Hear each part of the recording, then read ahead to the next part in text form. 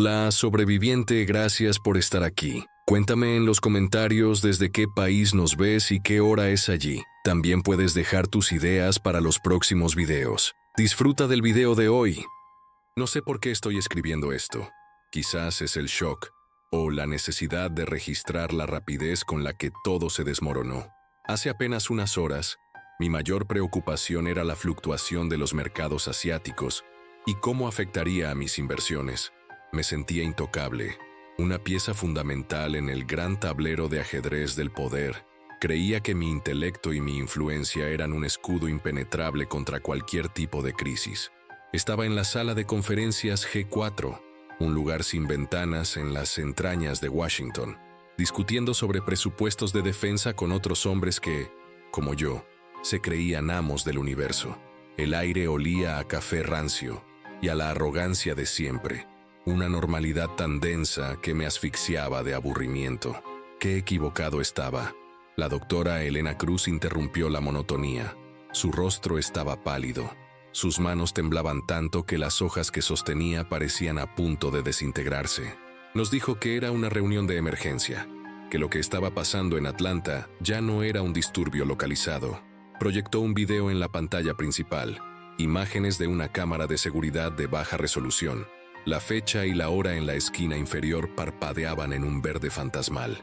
Mostraba a un hombre en un traje de negocios, retorciéndose en el suelo, y a un guardia de seguridad acercándose con cautela. Pensé que era una sobredosis. Otro incidente lamentable pero insignificante en el gran esquema de las cosas. Incluso sentí una punzada de irritación por la interrupción. Entonces ocurrió. El hombre en el suelo se abalanzó sobre el guardia con una velocidad inhumana. No fue una pelea, fue un acto de depredación. La imagen era granulada, pero el movimiento fue inconfundible. Una mordida salvaje en el cuello del guardia. La sangre brotó en un pixelado chorro oscuro que manchó la lente de la cámara. La sala entera contuvo el aliento. Vimos al guardia caer, convulsionar violentamente por unos segundos que parecieron una eternidad. Y luego, quedarse quieto. El silencio en nuestra sala de conferencias era absoluto, solo roto por la respiración agitada de la doctora Cruz. Nadie se atrevía a pronunciar una palabra, todos hipnotizados por el horror silencioso en la pantalla. Lo que vino después fue lo que rompió la barrera de nuestra comprensión. El guardia, a quien habíamos visto morir inequívocamente, comenzó a moverse de nuevo. No se levantó como una persona herida, sino como una marioneta con los hilos cortados y vueltos a anudar de forma incorrecta. Sus movimientos eran espasmódicos, antinaturales. Se puso de pie, con la cabeza colgando en un ángulo grotesco y la mandíbula floja. Y entonces caminó, o más bien se arrastró, fuera del campo de visión de la cámara. No había inteligencia en sus ojos, solo un vacío depredador. La doctora Cruz finalmente habló, su voz temblorosa confirmando nuestro peor miedo. La reanimación ocurría en segundos. El pánico empezó a bullir bajo la superficie. La transmisión es por fluidos, principalmente saliva a través de una mordida, explicó Cruz. La infección no mata para luego reanimar. La reanimación es la fase final de la infección. El virus reescribe el tronco encefálico, dejando solo funciones motoras básicas y un único impulso: morder, propagar. El pánico en la sala dejó de ser sutil y se convirtió en un murmullo creciente de terror. Un general empezó a gritar órdenes a su teléfono. Otro senador balbuceaba sobre la cuarentena y la ley marcial. Yo me quedé quieto, mi mente procesando la información no con miedo, sino con cálculo. La crisis era un depredador, sí, pero el caos siempre abre nuevas puertas para aquellos que no se dejan llevar por el pánico.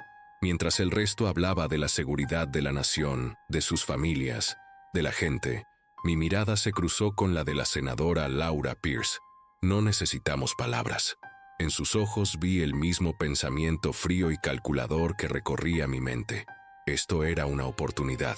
Poderes de emergencia, contratos de defensa sin supervisión, la consolidación del poder real mientras el resto del mundo se quemaba. Me disculpé discretamente de la mesa, moviéndome hacia una esquina de la sala como si necesitara hacer una llamada importante. Saqué mi teléfono seguro, el que usaba para las conversaciones que nunca debían ser grabadas, y marqué el único número que importaba en ese momento. Luis, soy Víctor. Actívalo. No necesité decir más. El agente Luis, mi jefe de seguridad, mi perro de ataque personal, entendió de inmediato. Había supervisado personalmente la fase final de la construcción del búnker Prometeo, financiado con una desviación de fondos del presupuesto de infraestructura. Era nuestro bote salvavidas de lujo para el fin del mundo. Un secreto que solo conocían unos pocos elegidos, aquellos que habían pagado su acceso no con dinero, sino con favores y lealtad. Luis me confirmó que el protocolo de cierre ya estaba en marcha. Teníamos 90 minutos antes de que el sello principal fuera permanente. Tenía asegurados 5 lugares, el mío, el de Laura, y 3 más que podría vender al mejor postor. Regresé a la mesa. La farsa continuaba. Senadores con lágrimas de cocodrilo en los ojos, fingiendo una preocupación desesperada por sus electores, la misma gente a la que despreciaban en privado. Escuché fragmentos de conversaciones sobre Birmingham, Jacksonville. El contagio se estaba extendiendo como un reguero de pólvora. La doctora Cruz estimaba una saturación regional en menos de 72 horas. Sentí una punzada de algo que podría haber sido culpa, pero la suprimí al instante. La supervivencia es el primer y único imperativo moral. El resto es un lujo para tiempos de paz.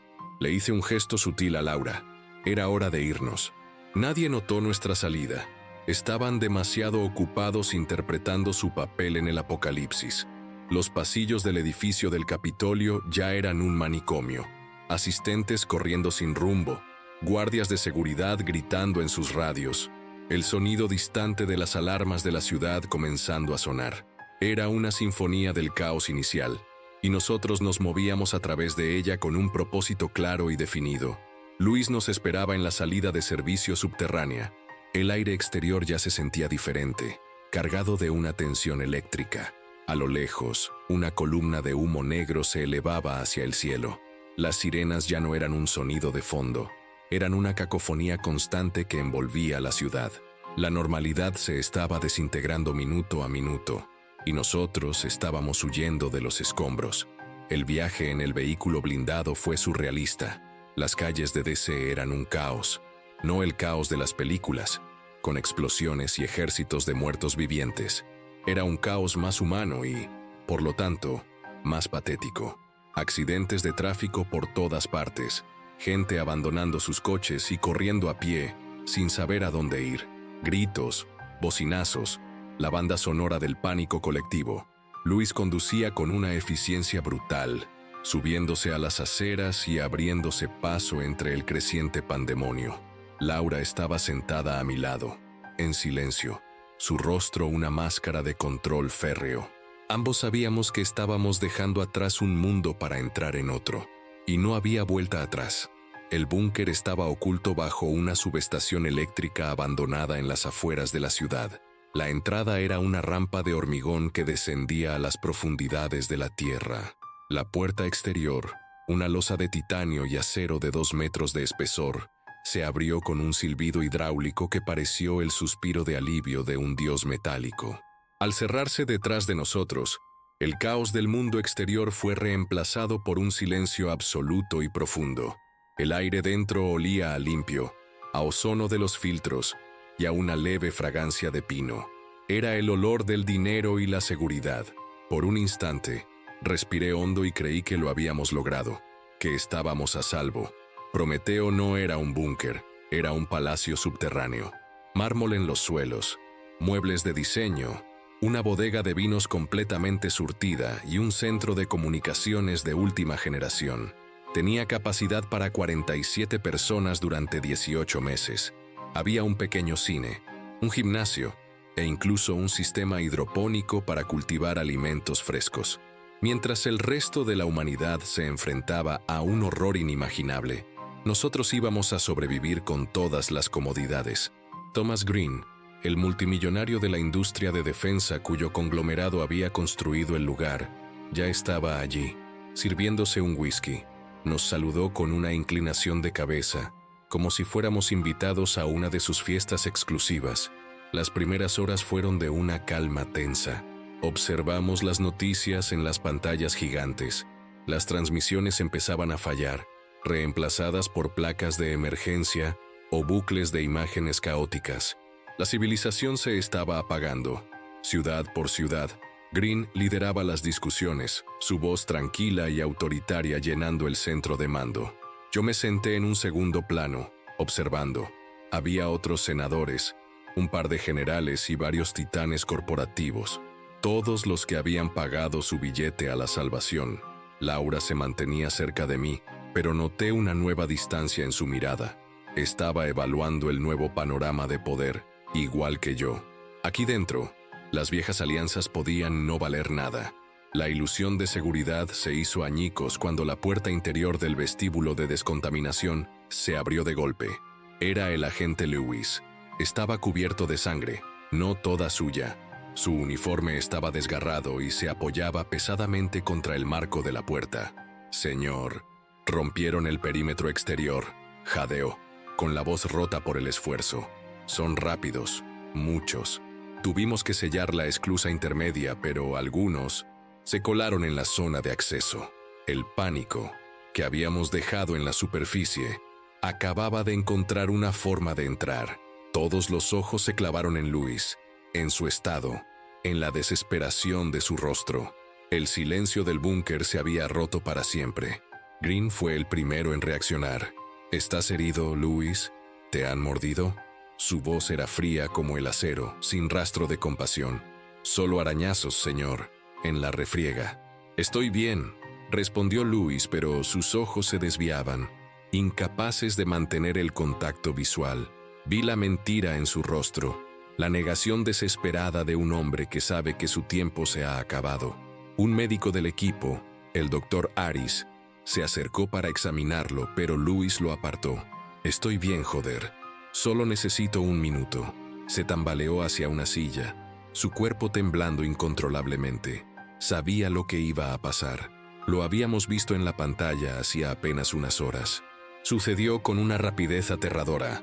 Luis se desplomó en la silla, su cuerpo convulsionando violentamente. Una espuma sanguinolenta brotó de sus labios. Sus ojos se pusieron en blanco, y un estertor gutural y espantoso salió de su garganta. Fueron los últimos sonidos humanos que hizo. El doctor Aris intentó ayudarlo, pero yo grité: «¡Aléjate de él!». Era demasiado tarde.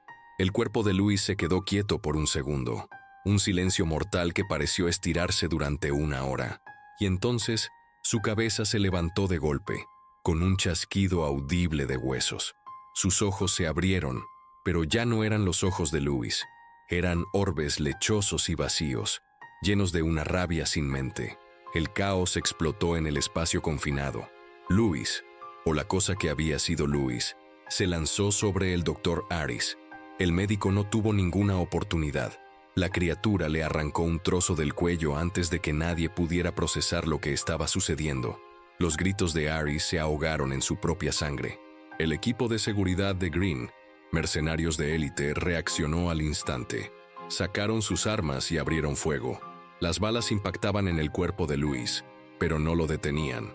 Seguía desgarrando al doctor, ignorando las heridas como si fueran picaduras de mosquito. El lujoso salón se llenó del olor a pólvora y del sonido metálico de los casquillos rebotando en el suelo de mármol. «¡A la cabeza! ¡Dispárenle a la cabeza!», grité, mi voz casi perdida en el estruendo de los disparos y los gritos de pánico. Uno de los guardias, un hombre corpulento con una calma profesional, apuntó con su rifle y disparó. El cráneo de Luis estalló en una nube roja y la criatura se derrumbó instantáneamente, cayendo como un saco de carne sobre el cuerpo mutilado del doctor Aris. El silencio que siguió fue más aterrador que el ruido. Nadie se movía. Mirábamos los dos cuerpos en el suelo, el charco de sangre expandiéndose lentamente sobre el impecable mármol blanco. Nuestro refugio, nuestra fortaleza impenetrable, había sido violada desde dentro en cuestión de horas. La paranoia se instaló como una enfermedad.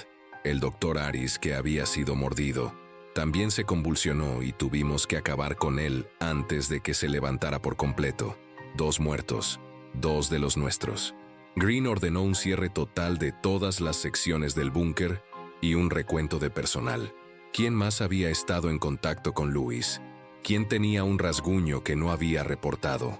Las miradas de sospecha se cruzaban en la sala. Las alianzas se tensaron y rompieron en cuestión de minutos. El miedo es el disolvente universal de la lealtad. Vi cómo la gente me miraba. Lewis era mi hombre. A sus ojos, esta catástrofe era mi responsabilidad. El infierno apenas comenzaba. Descubrimos que otros 3 miembros del personal del búnker, guardias y técnicos que estaban en la zona de acceso cuando Lewis entró, también habían sido atacados. Estaban heridos, escondiendo sus mordeduras por miedo. Tuvimos que cazarlos. El búnker se convirtió en un campo de batalla. Los pasillos de diseño y las suites de lujo se transformaron en zonas de muerte. El eco de los disparos rebotaba en las paredes de hormigón. Cada puerta cerrada era una amenaza potencial. Cada sombra, un enemigo. Pasamos las siguientes horas limpiando nuestro propio refugio, matando a las personas que minutos antes nos servían bebidas. La limpieza fue brutal y metódica. El equipo de Green era eficiente, pero el coste psicológico era inmenso. Cada vez que abatíamos a uno, el recordatorio de nuestra fragilidad se hacía más patente. Estos no eran monstruos anónimos en una pantalla de televisión. Eran caras que habíamos visto, gente con la que habíamos hablado. Después de asegurar el área principal, la tensión entre los supervivientes alcanzó un punto de ebullición. Ya no éramos un grupo de élites afortunadas. Éramos un puñado de extraños aterrorizados atrapados en una jaula dorada, y la confianza se había evaporado por completo. Ahora empezaba la verdadera lucha por la supervivencia, la que se libra contra otros seres humanos. Thomas Green aprovechó el vacío de poder.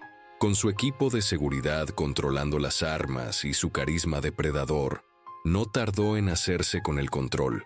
Reunió a los supervivientes en el salón principal, ahora manchado de sangre seca. Habló de la necesidad de un liderazgo fuerte y unificado, de tomar decisiones difíciles por el bien del grupo. Sus ojos se posaron en mí mientras hablaba. Sabía que yo era su único rival real en términos de influencia política. Me estaba desafiando abiertamente, utilizando el miedo que él mismo había ayudado a contener para consolidar su propio poder. Era una jugada política clásica, ejecutada en el escenario más macabro posible. Necesitamos un líder, no un comité, declaró Green. Propongo que votemos.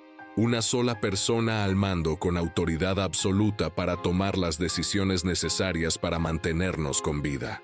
Fue una farsa de democracia.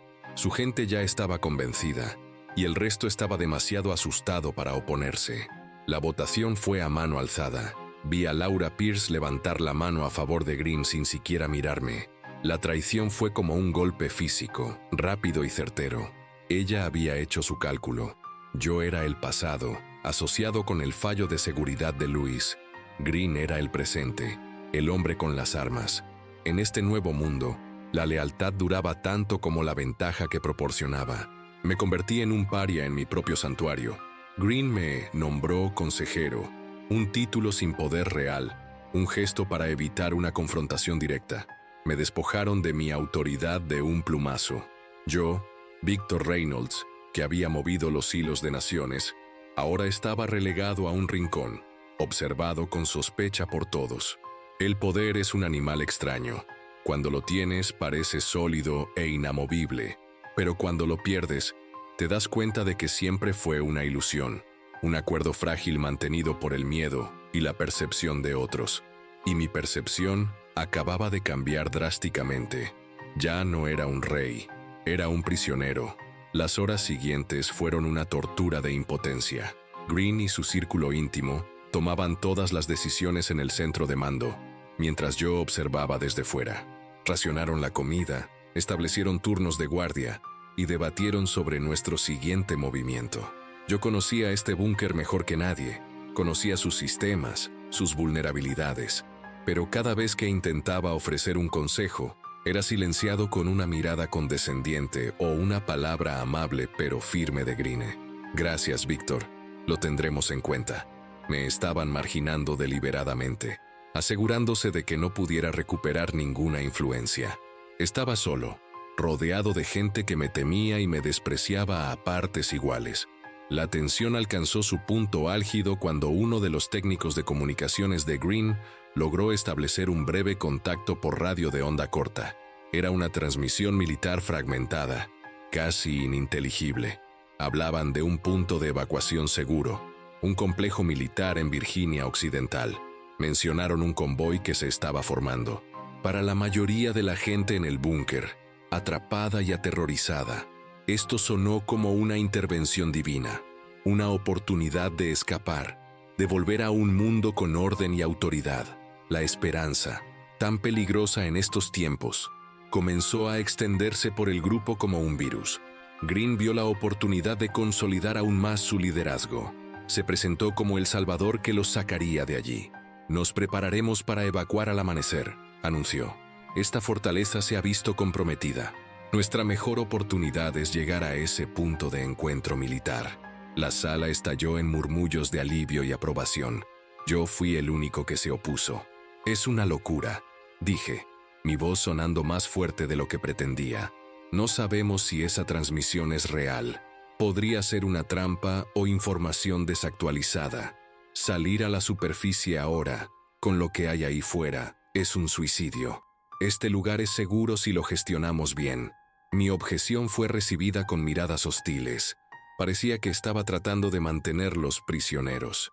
Green me miró con una sonrisa casi imperceptible. Esto era exactamente lo que quería. Me estaba pintando como el villano, el cobarde que se aferraba a su jaula dorada mientras él, el valiente líder, los guiaba hacia la libertad. «Aprecio tu cautela, Víctor», dijo con falsa sinceridad, «pero el riesgo de quedarse aquí, con la posibilidad de más brechas internas, es mayor. La mayoría ha decidido. Nos vamos». Laura ni siquiera me miró. Estaba ocupada ayudando a organizar los suministros para el viaje. Había elegido su bando de forma definitiva. La preparación para la salida fue febril. La gente recogía mochilas, armas, raciones. La atmósfera era una mezcla extraña de miedo y euforia. Se movían con un propósito que no habían tenido desde que llegaron. Yo me quedé apartado, observando el espectáculo. Sabía que era un error garrafal. Conocía los informes, la velocidad de propagación. El mundo exterior no era un lugar al que se pudiera navegar con un par de vehículos blindados y un puñado de mercenarios. Era un matadero, pero mi voz ya no tenía peso. Era un profeta de la fatalidad al que nadie quería escuchar. Entonces Green se me acercó, acompañado por 2 de sus guardias. Puso una mano en mi hombro, un gesto que pretendía ser amistoso, pero que se sentía como el agarre de un carcelero. «Víctor, hemos hablado y hemos tomado una decisión sobre ti», dijo en voz baja para que solo yo pudiera oír. «Tu mentalidad negativa podría ser perjudicial para la moral del grupo en un viaje tan peligroso. Creemos que es mejor para todos que te quedes aquí». Sentí un frío glacial recorrer mi espina dorsal. No era una sugerencia, era una orden, una sentencia. Me estaban dejando atrás. «¿Qué?», balbucí, mi mente luchando por procesar la magnitud de la traición. «No pueden simplemente dejarme aquí. Este lugar necesita supervisión, los sistemas». Green me interrumpió, su sonrisa ahora desprovista de cualquier calidez. «Exactamente. Eres el más indicado para mantener el fuerte. Considéralo tu contribución al grupo. Mantén el lugar en funcionamiento. Quizás volvamos a por ti cuando la situación se estabilice». Era una mentira tan descarada que casi me reí. No tenían intención de volver. Esto era una ejecución, limpia y sin sangre. Me estaban abandonando a mi suerte en un mausoleo de lujo. Miré a Laura, buscando cualquier atisbo de apoyo, de la alianza que habíamos tenido. Ella evitó mi mirada, su rostro concentrado en una lista de inventario. Ni una palabra, ni un gesto. En ese momento, entendí la verdadera naturaleza del poder y la supervivencia. No se trata de lealtad ni de historia compartida. Se trata de la siguiente jugada en el tablero, del movimiento que te mantiene en el juego un día más. Y yo acababa de ser sacrificado. Era un peón que ya no servía al propósito de la reina. El dolor de esa traición fue más agudo que cualquier miedo a los infectados. Me dejaron bajo la vigilancia del director Carter, el administrador original del búnker antes de que Green tomara el control. Carter era un hombre gris, un burócrata cuya única habilidad era seguir órdenes. No protestó. Simplemente se quedó junto a la puerta del centro de mando, con una pistola en la cadera, observándome con una mezcla de lástima y miedo. Escuché al grupo prepararse para partir, el sonido de los vehículos blindados arrancando en el hangar subterráneo. Las voces apagadas llenas de una esperanza que a mí me parecía demencial. Yo era un fantasma en mi propio reino. La pesada puerta del hangar se cerró con un eco final, sellando mi destino. El silencio que quedó después fue diferente al de antes. Era un silencio profundo, opresivo, el silencio de una tumba. Carter y yo nos quedamos solos en el vasto complejo. Él no sabía qué decir, y yo no tenía ganas de hablar. Caminé por el desierto salón. Las manchas de sangre seca en el mármol, un recordatorio grotesco de cómo había empezado todo. Mi imperio se había reducido a esto, un hombre y su carcelero, esperando el fin en un silencio sepulcral. La ironía era casi poética en su crueldad. Fue entonces cuando lo oí. Al principio era un sonido débil, casi imperceptible, un arañazo, un golpeteo rítmico y apagado que parecía venir de las propias paredes. Carter también lo oyó. Ambos nos quedamos inmóviles, escuchando. El sonido no venía del exterior, no venía del hangar ni de las entradas. Venía de las profundidades del búnker, de una sección que habíamos pasado por alto en nuestra limpieza inicial, un sector que, según los planos que yo mismo había aprobado, debería haber estado vacío. El sonido se hizo más fuerte, más insistente. Ya no era un arañazo, era el sonido de algo intentando salir. ¿Qué es eso?, susurró Carter, su mano yendo instintivamente a su arma. Mis entrañas se convirtieron en un nudo de hielo. Recorrí mentalmente los planos del búnker, cada pasillo, cada habitación, y entonces lo recordé. El ala médica, no solo las suites de exploración, sino las salas de aislamiento biológico del nivel inferior. Estaban diseñadas para ser completamente autónomas y selladas, para contener brotes experimentales. Nunca las revisamos. ¿Por qué lo haríamos? Se suponía que estaban vacías, pero el ruido venía directamente de esa dirección. Un golpeteo frenético y desesperado. Nos acercamos con cautela por el pasillo que conducía al ala médica. La puerta de acero reforzado al final del pasillo estaba cerrada, pero vibraba visiblemente con los impactos que recibía desde el otro lado. Eran golpes fuertes, pesados, acompañados de un coro de gemidos guturales y ahogados. No era uno solo, eran muchos. ¿Cómo era posible? ¿Quién estaría allí abajo? Y entonces, una realización horrible me golpeó. El proyecto, el contrato, el constructor, la compañía de Thomas Green. Él había diseñado y construido este lugar. Él conocía cada secreto. Miré a Carter. Su rostro estaba blanco como el papel. Él también estaba conectando los puntos. Cuando Louis entró, dije lentamente, mi voz apenas un susurro. Dijo que algunos se habían colado en la zona de acceso. El personal que fue atacado. ¿Dónde los llevaron al principio? Antes de que supiéramos lo que eran.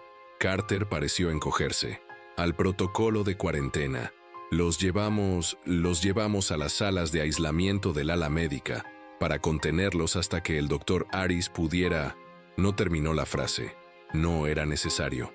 Los habíamos encerrado allí nosotros mismos. Y los habíamos olvidado. No los habíamos olvidado. Green no los había olvidado. Él sabía que estaban allí. Dejarme atrás no fue solo una sentencia de muerte pasiva. Fue una ejecución activa y planificada. Sabía que era cuestión de tiempo antes de que lo que fuera que estuviera encerrado allí abajo saliera. Era la trampa perfecta. Sin testigos, sin necesidad de ensuciarse las manos. Mi muerte parecería un trágico accidente. Otro pobre alma superada por los infectados. La brillantez de su crueldad era impresionante. Había sido superado en mi propio juego, de la manera más definitiva. De repente, un sonido metálico y agudo resonó en el pasillo. Un sonido de metal retorciéndose y rindiéndose. Una de las bisagras de la pesada puerta del ala médica acababa de ceder. Una grieta oscura apareció en el borde de la puerta, y de ella salió un gemido agudo y hambriento. Carter levantó su pistola con manos temblorosas. Yo estaba desarmado. Green se había asegurado de eso también. Estábamos atrapados en un pasillo sin salida, con una horda de monstruos que nosotros mismos habíamos creado a punto de derribar la última barrera entre ellos y nosotros. El juego había terminado. Solo quedaba el jaque mate. El chirrido del metal torturado se convirtió en un gemido agónico. La grieta en la puerta se ensanchó, no por un impacto, sino por la presión combinada de muchos cuerpos empujando al unísono. Pude ver dedos a través de la abertura, pálidos y sucios arañando el aire. Luego un rostro aplastado contra el metal, con los ojos vacíos y la boca abierta en un gruñido silencioso. El hedor nos golpeó como una pared física, un olor a carne pasada, a enfermedad y a la dulzura cobriza de la sangre vieja. Era el olor de una tumba mal sellada. Carter retrocedió un paso, su respiración un silbido de puro terror. Yo me quedé paralizado, no por el miedo, sino por la fascinación perversa de ver el mecanismo de mi propia ejecución puesto en marcha. La puerta cedió. No explotó hacia afuera, sino que se desencajó de sus goznes rotos y cayó hacia adentro con un estruendo metálico que resonó por todo el complejo. Por un instante hubo silencio, y luego salieron en tropel. No caminaban, se derramaban por el umbral como una marea de podredumbre. Eran los técnicos y guardias que habíamos encerrado. Reconocí a una de ellas, una joven que solía servir el café en las reuniones. Ahora, la mitad de su mandíbula había desaparecido y se movía con esa misma sacudida antinatural que había visto en Louis. No había reconocimiento en sus ojos, solo un hambre infinita y vacía que lo consumía todo. Carter empezó a disparar.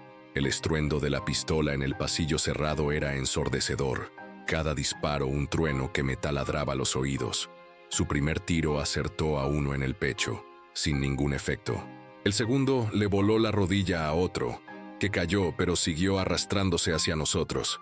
«La cabeza, Carter, apunta a la cabeza», le grité, pero el pánico se había apoderado de él. Estaba vaciando el cargador contra la masa que avanzaba, sus balas desperdiciándose en torsos y extremidades inútiles. La horda no disminuía la velocidad, simplemente pasaban por encima de sus caídos, un tapiz de pesadilla de uniformes manchados de sangre y carne desgarrada. Desarmado, mi mente buscó frenéticamente una opción. Mis ojos se posaron en un extintor de incendios de color rojo brillante, sujeto a la pared. Era pesado, torpe, pero era lo único que tenía. Lo arranqué de su soporte. El peso me sorprendió por un momento. La primera criatura me alcanzó, la técnica del café. Levanté el cilindro de metal y lo descargué contra el lado de su cabeza con toda la fuerza que pude reunir. Hubo un crujido húmedo y repugnante, y cayó de lado. No hubo tiempo para el alivio, ni siquiera para el asco. Dos más tomaron su lugar al instante, sus manos con garras extendidas hacia mí. La lucha se convirtió en un borrón de esfuerzo y terror. El pasillo era demasiado estrecho. No había espacio para la estrategia, solo para la violencia bruta. Cada balanceo del extintor requería un esfuerzo inmenso. Mis músculos ya gritaban en protesta. El aire se llenó de gruñidos, del sonido de mis propias respiraciones jadeantes y del repugnante impacto de metal contra hueso. Me salpicó sangre caliente y algo más, un fluido espeso y frío que olía a químicos de laboratorio. No estaba luchando. Estaba sobreviviendo segundo a segundo, cada movimiento impulsado por la pura y animal necesidad de no ser alcanzado, de no caer. Carter gritaba. A mi lado seguía disparando, pero su puntería era errática. Una de las criaturas, un guardia de seguridad corpulento, se abalanzó sobre él, ignorando una bala que le rozó el hombro. Carter intentó apartarlo, pero el infectado era implacable. Se enredaron en una danza grotesca y desesperada. Vi a Carter intentar llevar la pistola a la sien del guardia, pero sus manos temblaban demasiado. La criatura abrió su boca, revelando dientes rotos y encías negras, y se lanzó hacia el rostro de Carter. El sonido del cargador de la pistola al caer y rebotar en el suelo Fue como una sentencia de muerte. «Maldita sea, Carter, recarga», grité, pero ya era demasiado tarde. Mientras se agachaba desesperadamente para recuperar el cargador, otro infectado lo agarró por detrás, sus dedos hundiéndose en los hombros de Carter. El guardia que tenía delante aprovechó la oportunidad. La primera mordida fue en el brazo de Carter, que soltó un grito agudo de dolor y sorpresa. Dejó caer la pistola. El sonido del metal golpeando el suelo fue el último vestigio de nuestra defensa organizada. Ahora, solo quedaba la fuerza bruta y el pánico. Carter fue arrastrado al suelo por el peso de los dos atacantes, desapareciendo bajo una maraña de cuerpos hambrientos. Sus gritos fueron lo peor. No duraron mucho. Un chillido agudo y penetrante que fue ahogado bruscamente por un sonido húmedo y desgarrador. No necesité mirar para saber lo que estaba pasando. El sonido de la carne siendo arrancada, de los huesos rompiéndose, es inconfundible una vez que lo has oído. Estaba solo. El pensamiento me golpeó con la fuerza de un golpe físico. La pequeña isla de defensa que habíamos formado se había hundido. Ahora la marea de muertos venía solo por mí, y yo estaba de pie sobre los restos de mi único aliado, blandiendo un ridículo cilindro de metal. El miedo dio paso a una especie de rabia fría y desesperada. Ya no luchaba por sobrevivir, luchaba por retrasar lo inevitable. Me moví hacia atrás, arrastrando los pies, sin apartar la vista de la horda que avanzaba. Se estaban deleitando con los restos de Carter, pero varios ya habían levantado la cabeza, sus ojos vacíos fijos en mí. La siguiente comida, el postre, el olor en el pasillo era insoportable. Una mezcla de sangre fresca, podredumbre y el contenido de los intestinos de Carter. Vomité en el suelo a mi lado, un reflejo violento que me dejó sin aliento y temblando. Se abalanzaron de nuevo, esta vez con un enfoque singular. Ya no había distracción. Yo era el único objetivo. Balanceé el extintor en un arco amplio, golpeando a dos de ellos y haciéndolos caer. Pero un tercero fue más rápido. Se agachó por debajo de mi barrido y se aferró a mi pierna. Sentí sus dedos huesudos apretar mi tobillo como un tornillo de banco. Grité y lo pateé en la cara, sintiendo cómo su nariz se aplastaba bajo mi bota, pero no me soltó. Su mandíbula se abrió, apuntando a mi pantorrilla. El instinto se apoderó de mí por completo. Levanté el extintor por encima de mi cabeza y lo dejé caer directamente sobre el cráneo del que se aferraba a mi pierna. El impacto fue tan fuerte que el metal resonó y me vibró en los brazos. El infectado se quedó flácido, pero su agarre no se aflojó del todo. Mientras intentaba liberar mi pierna de su mano muerta, cometí el error fatal. Perdí el equilibrio por una fracción de segundo. Fue todo lo que necesitaron.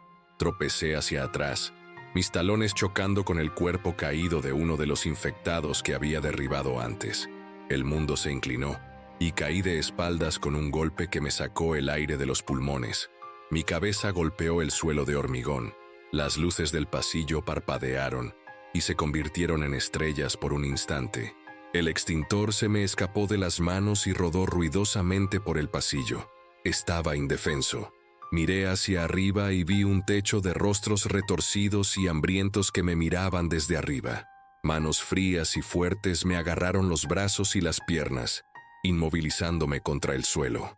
El peso de ellos era aplastante. No podía moverme. Solo podía mirar sus ojos sin alma y escuchar sus gruñidos guturales, el sonido de la muerte acercándose para reclamarme. Sentí el primer mordisco en mi hombro izquierdo. No fue un dolor agudo y limpio como el de un cuchillo. Fue un dolor aplastante, desgarrador. Sentí los dientes raspar contra mi clavícula, una presión inmensa y una sensación de desgarro cuando la piel y el músculo cedieron. Grité, un sonido animal que no reconocí como mío. El dolor era absoluto, una supernova blanca y caliente que borraba todo pensamiento. Traté de retorcerme, de luchar, pero estaba firmemente sujeto.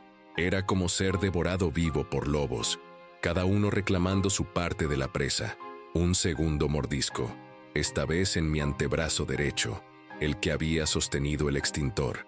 Sentí los huesos crujir bajo la presión de la mandíbula.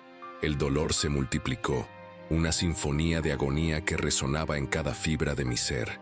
A través de la niebla de dolor, un pensamiento claro y helado se abrió paso. Green, Laura, estarían en la carretera ahora, probablemente escuchando música clásica, discutiendo sobre quién se quedaría con mi suite en el búnker. Habían ganado. Su traición había sido un éxito total y absoluto. Yo era el coste aceptable de su supervivencia. Otro mordisco, en el muslo. Apenas lo registré. Mi cuerpo estaba empezando a apagarse. El shock un bálsamo misericordioso contra la carnicería. Mi visión comenzó a oscurecerse en los bordes. Las caras de los infectados se volvieron borrosas. Sus gruñidos se convirtieron en un zumbido distante. Floté en un mar de dolor, mi conciencia desprendiéndose de la ruina de mi cuerpo. La ironía era tan espesa que casi podía saborearla. Yo, Victor Reynolds, el maestro de la manipulación, el rey de los pasillos del poder, reducido a carne para los muertos. Toda mi vida había consistido en calcular, en planificar, en estar 10 pasos por delante de todos los demás. Había sacrificado la moralidad, la decencia y la lealtad en el altar del poder y la autopreservación. Creía que eso me hacía fuerte, que me hacía un superviviente. ¡Qué tonto! ¡Qué arrogancia tan monumental! En este nuevo mundo, mis habilidades no valían nada. La capacidad de destruir la carrera de un rival con un susurro en el oído correcto no significaba nada para una mandíbula hambrienta. El poder político no podía detener una infección. Mi respiración se hizo superficial. Cada inhalación un gorgoteo húmedo. La sangre brotaba de una docena de heridas. El frío comenzaba a extenderse desde mis extremidades. Una sensación de entumecimiento que era casi bienvenida. Pensé en la votación en el salón, en la mano levantada de Laura, en la sonrisa satisfecha de Green. Habían emitido su voto en mi contra. Me habían expulsado del partido de los vivos. Una última broma cruel vino a mi mente, tan clara y precisa en medio de la niebla agonizante. Mi último acto de análisis político. Y era tan simple, tan obvio. Los muertos no votan. El pensamiento fue como un destello final de luz antes de la oscuridad total. Una última chispa de mi antigua mente, cínica y analítica hasta el amargo final. Luego, incluso esa ironía se desvaneció, ahogada por una marea creciente de nada. El dolor, que había sido un sol blanco y abrasador, comenzó a retroceder. No desapareció, sino que se transformó en algo distante, como si le estuviera sucediendo a otra persona, a un cuerpo con el que yo solo tenía una conexión tenue. Observaba desde una gran distancia cómo la maquinaria de mi propia carne era desmantelada pieza por pieza, con una extraña y desapasionada calma. Los sonidos de la carnicería también se atenuaron. Los gruñidos de los infectados, el desgarro de la tela y la carne, todo se convirtió en un zumbido sordo, como si estuviera escuchando el mundo desde el fondo de un océano profundo y oscuro. Mi conciencia se encogía, convirtiéndose en un pequeño punto de observación en un vasto universo de sensaciones confusas. Ya no había lucha, ni rabia, ni miedo, solo una rendición pasiva.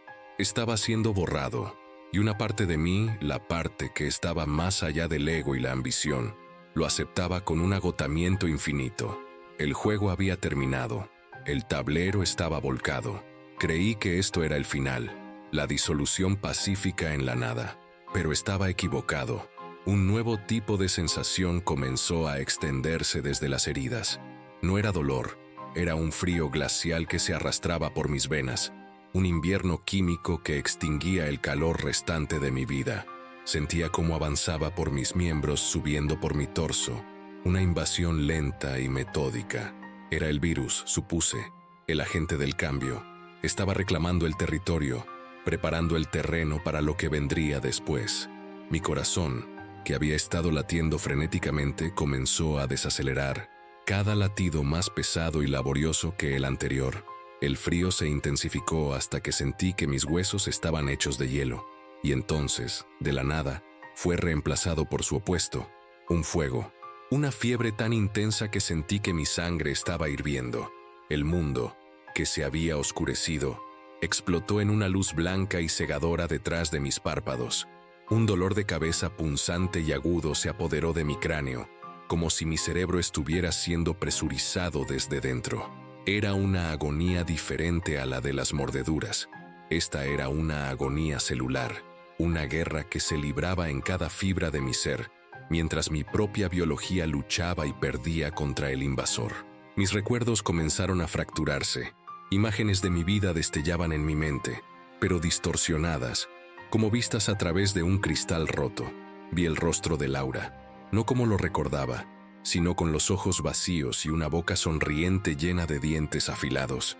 Vi la sala del Senado, pero los senadores eran esqueletos con túnicas, golpeando sus mazos en un ritmo funerario. Mi mente, mi fortaleza, la herramienta que había afilado durante toda mi vida, se estaba convirtiendo en una casa de los horrores, sus contenidos reorganizados por una fuerza malévola y sin sentido. El proceso era como ser despojado de la piel, capa por capa. Primero se fueron las complejidades, la estrategia política, los recuerdos de acuerdos financieros, los nombres y las caras de mis aliados y enemigos. Se disolvieron en un ruido sin sentido. Luego se fueron las emociones más matizadas. El orgullo, el remordimiento, la ambición. Fueron quemadas por la fiebre, dejando solo las sensaciones más primarias. El miedo permaneció por un tiempo, un terror puro y animal a la aniquilación del yo, pero incluso eso comenzó a desvanecerse, consumido por algo mucho más grande y mucho más simple. Mis sentidos se corrompieron. El olor a sangre y podredumbre en el pasillo ya no era repulsivo. Estaba cambiando, convirtiéndose en algo interesante, atractivo incluso. Los sonidos del búnker se agudizaron. Podía oír el zumbido de las luces de emergencia, el goteo de agua en algún lugar lejano, el roce de la tela contra el hormigón. Pero los gruñidos de los otros infectados a mi alrededor ya no sonaban como una amenaza. Sonaban como una llamada, una canción familiar. Eran parte del mismo ruido blanco que ahora llenaba mi cabeza. Una conexión que no podía entender pero que sentía en mis huesos. La parte de mí que se llamaba Victor Reynolds estaba muriendo. Sentí cómo se iba, como una exhalación final. Todo el conocimiento, toda la arrogancia, toda la identidad que había construido laboriosamente durante 50 años, se evaporó como el humo. El yo se estaba desintegrando. Lo que quedaba era un recipiente vacío, una cáscara de carne y hueso siendo purgada de su fantasma. El último pensamiento coherente que tuve fue de pura sorpresa. No había cielo ni infierno, no había juicio, solo un proceso biológico, impersonal y horriblemente eficiente. Y entonces, en el vacío que dejó mi ego, surgió una nueva sensación. Era un hambre como ninguna que hubiera conocido. No era la necesidad de comida del estómago, era un vacío profundo y cavernoso en el centro de mi ser, un agujero negro que exigía ser llenado. Era una necesidad tan poderosa, tan abrumadora, que eclipsaba la fiebre, el dolor residual, todo. Era el único imperativo, la única verdad, hambre. El motor que impulsaba a las criaturas que me habían atacado ahora rugía a la vida dentro de mí. Los infectados que me habían rodeado ya se habían ido. Quizás el sonido de la puerta del hangar cerrándose de nuevo, o algún otro estímulo, los había alejado. Me dejaron tirado en el suelo, un desastre de carne rota y ropa desgarrada. Estaba solo en el pasillo con los cuerpos de Carter y los otros caídos. El silencio regresó, pero ahora era diferente. Ya no era el silencio de una tumba, era el silencio de una despensa. Miré el cuerpo de Carter, no con pena ni con horror, sino con una nueva y terrible percepción. Olía bien. Mi cuerpo se sacudió. Una convulsión violenta recorrió mi espina dorsal, un arco eléctrico que hizo que mis músculos se contrajeran. Mi cabeza se golpeó contra el suelo una y otra vez. No tenía control. Era un pasajero en mi propio cuerpo, observando cómo era reiniciado a la fuerza. Mi mandíbula se abrió y se cerró espasmódicamente. Un sonido brotó de mi garganta, no una palabra, no un grito, sino un gemido bajo y gutural. Era el primer sonido de mi nueva vida, el sonido que había escuchado de los otros. Ahora era mi sonido. La convulsión cesó tan abruptamente como había comenzado. Me quedé quieto, mi cuerpo destrozado yaciendo en un charco de mi propia sangre, pero no estaba muerto. La conciencia, o lo que quedaba de ella, Regresó, pero el mundo era diferente. Los colores parecían más vivos, casi dolorosos. El rojo de la sangre en el suelo era hipnótico. El aire estaba lleno de olores que mi antigua nariz nunca podría haber detectado. El sudor rancio, el metal, el polvo y sobre todo, el embriagador aroma de la carne viva y muerta. Mi cerebro ya no los interpretaba, simplemente los registraba. Hubo un impulso, no un pensamiento, sino una orden que venía de la base de mi cráneo reescrito. Muévete. Un dedo de mi mano derecha se crispó, luego otro. La mano entera se cerró en un puño. El movimiento fue lento, torpe, como si estuviera aprendiendo a usar mis extremidades por primera vez. Intenté empujarme para levantarme. Mis brazos, desgarrados y rotos, protestaron con un dolor sordo y distante, pero obedecieron el impulso. La necesidad de levantarme, de caminar, de cazar, era más fuerte que la debilidad de mi carne. Con un esfuerzo hercúleo y antinatural, logré ponerme sobre mis manos y rodillas. Mi columna vertebral se sentía rígida, mis articulaciones se movían con la gracia de bisagras oxidadas. Levanté la cabeza y miré por el pasillo. La visión de mi ojo izquierdo estaba borrosa, pero la del derecho era nítida.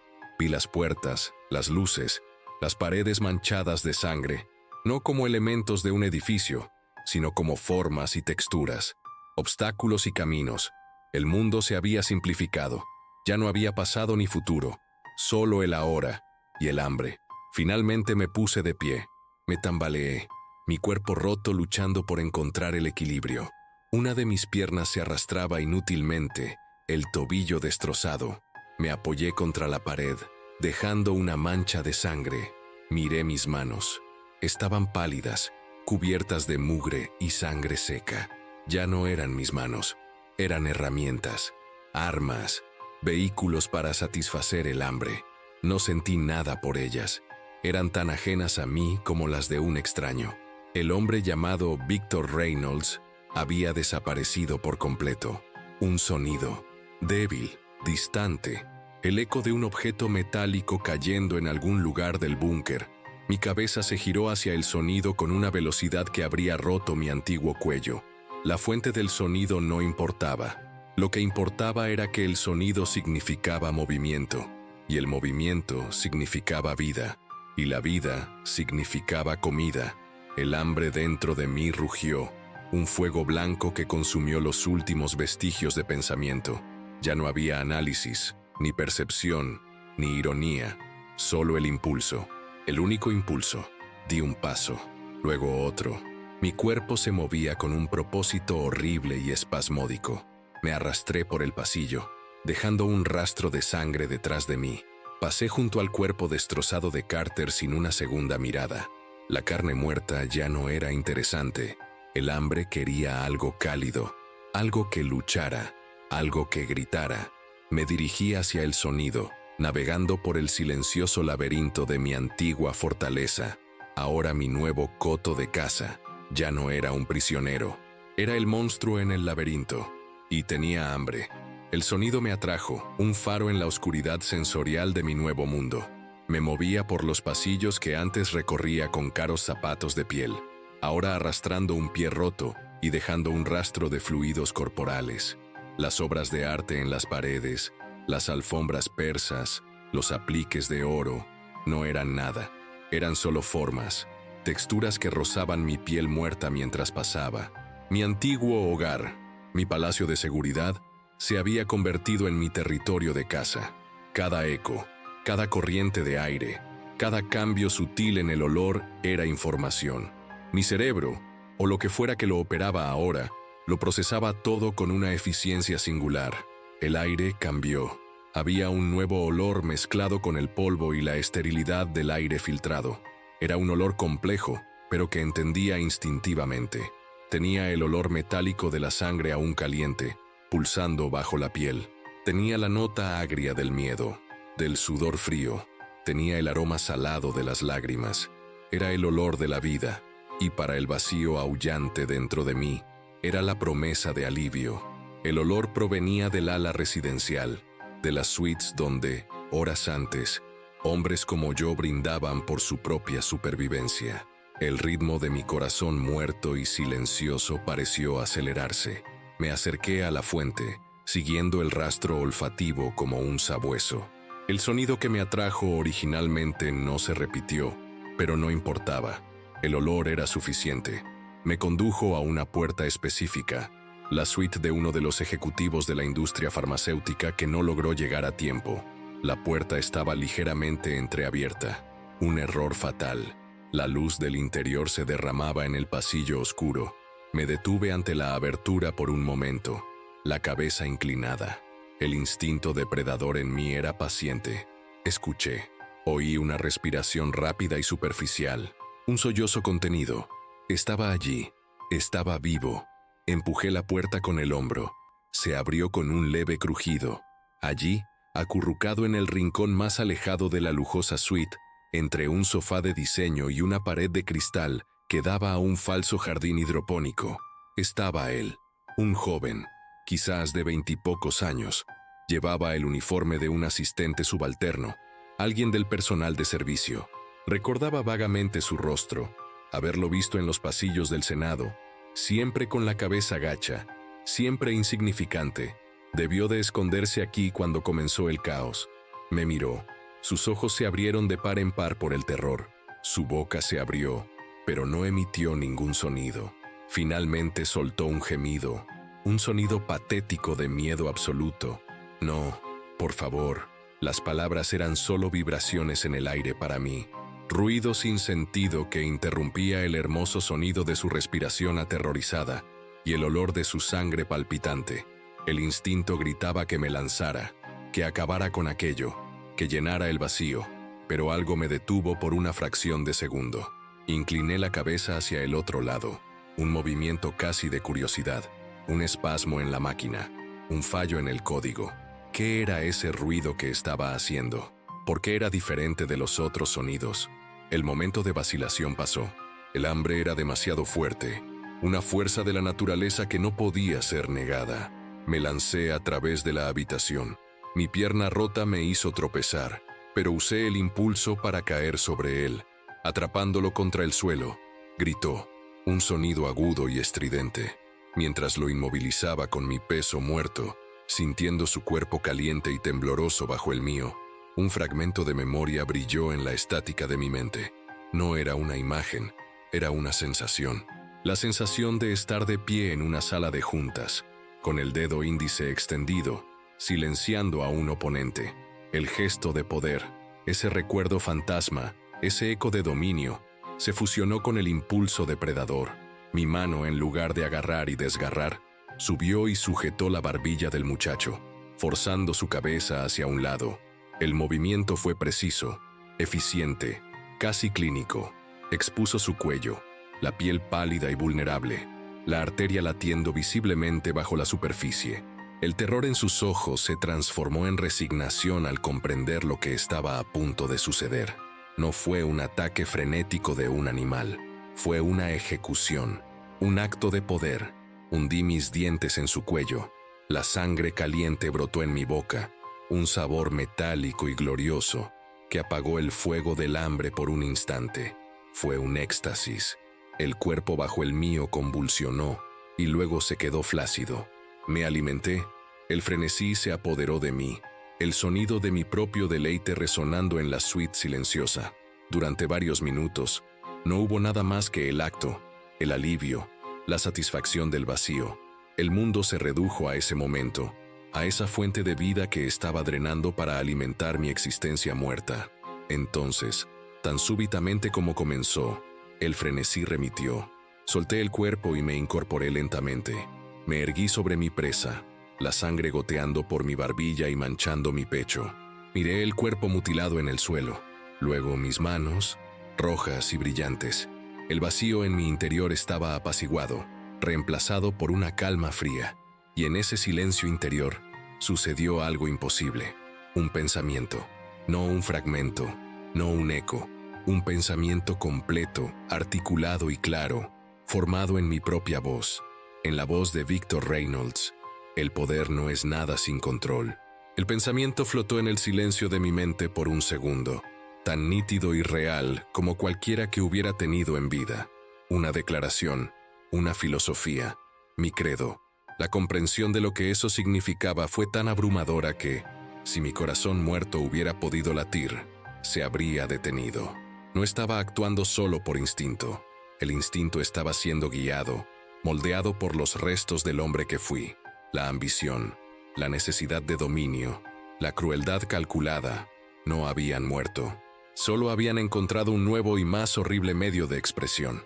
El pensamiento se desvaneció, engullido de nuevo por la estática y el hambre que ya comenzaba a burbujear otra vez, aunque más débil, pero la mancha permaneció. El conocimiento. No era solo un monstruo sin mente, era algo peor, era una fusión, un monstruo atormentado y pilotado por el fantasma de un tirano, una plaga con propósito, un hambre con ambición. El horror de esta revelación era una prisión mucho más terrible que cualquier búnker. El infierno no era un lugar al que se iba, era en lo que me había convertido. Me alejé del cuerpo, ya no solo un animal satisfecho, sino algo más, algo que ahora entendía, a un nivel primitivo, su propia naturaleza. Salí de la suite, de vuelta a los oscuros pasillos de mi reino.